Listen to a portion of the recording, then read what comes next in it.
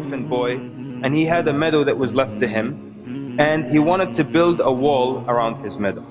And so he comes upon an area where there's a palm tree that belongs to his neighbor.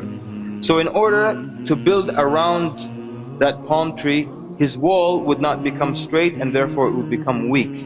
So he asked his neighbor to give the palm tree to him so he can include it in his territory and build a wall around it. So his neighbor refused. So he tells him, you have many other palm trees and this one won't hurt you, so just give it to me so my wall can be straight. And the man refused. And so the young boy, he goes and he complains to the Prophet ﷺ. And Nabi ﷺ brings the man and the boy together. And he tells him, give the palm tree to your brother. And so the man refused. And perhaps that the man was angered that this young boy would complain to the Prophet ﷺ because of this palm tree, so he was angered enough to refuse to give it. It's my house, my tree, and this kid is taking this case to Rasulullah.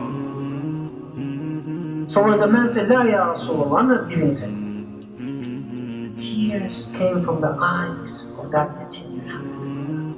There's no father to speak for him. His father died.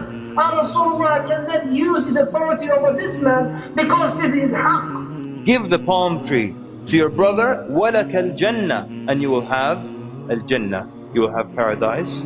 He said, I don't want it. He was so mad, he said, I don't want it. And he got up. And so the Prophet ﷺ remained quiet.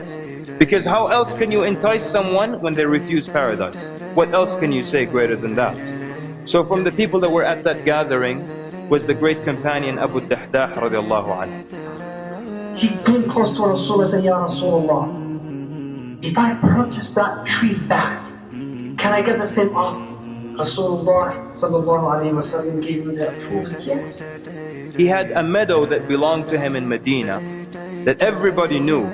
And it had 500 palm trees and a well and a house built in it. This was the meadow and the only possession of Abu Dahdah radiallahu anhu. But when he saw the equation in front of him and he saw that the end result was al-Jannah, so he says to the man who owns the palm tree, he says, do you know about my meadow?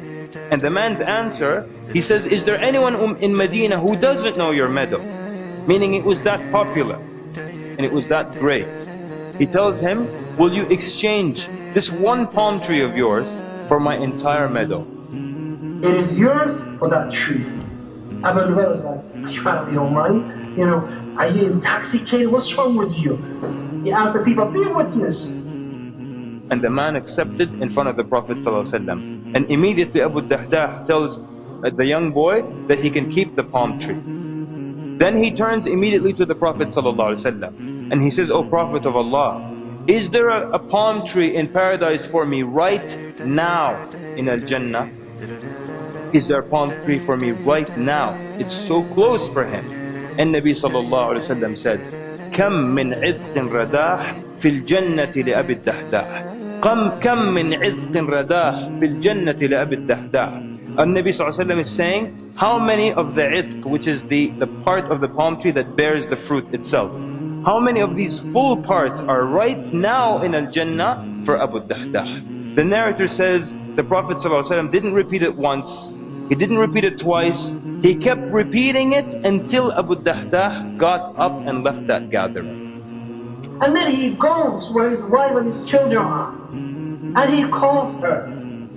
قال يا أم الدحداح. Outside, he didn't even go in. He says, يا أم الدحداح. And she says, لبيك. He says, come out of the meadow. She says, come out of the meadow. Why is that? He says, I have sold it for a palm tree in paradise. And no doubt, brothers and sisters, if you have a palm tree in paradise, then no doubt you will be in paradise as well. So when he tells her that, what does she say? Does she complain about where they're going to live? Does she complain about the provision or the money that they have lost? Does she even ask for the details of which palm tree and how did you exchange 500 for one? She says, Allahu Akbar, Rabiha al-bay'u ya Abu Dahdah. She said, Allahu Akbar, what a prosperous sale ya Abu Dahdah. And then she began to take the children out of the meadow. And she began to search their pockets, and she would take out all the dates that they had in their pockets, and she would say, this is not for us, this is for Allah subhanahu wa ta'ala.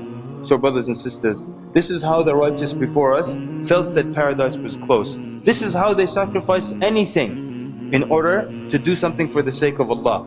But Abu Dahdah radiallahu anhu was not satisfied with the thing that he gave.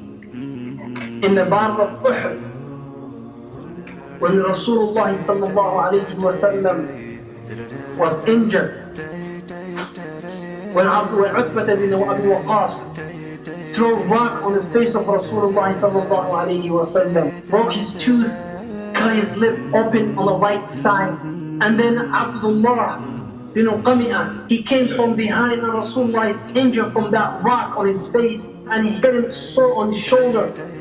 And then Abdullah bin Shihab al-Zuhri, he hit the head of Rasulullah and his head was open and the blood was gushing from the head of Rasulullah sallallahu alayhi wa sallam.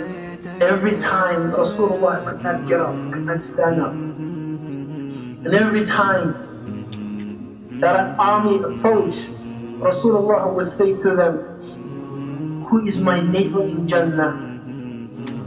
And stop his speech. Until all of them were killed. Rasulullah sallallahu alayhi wa sallam, after the battle was over, and he started turning and searching for the people who were killed. And who did he find in Ikhwati?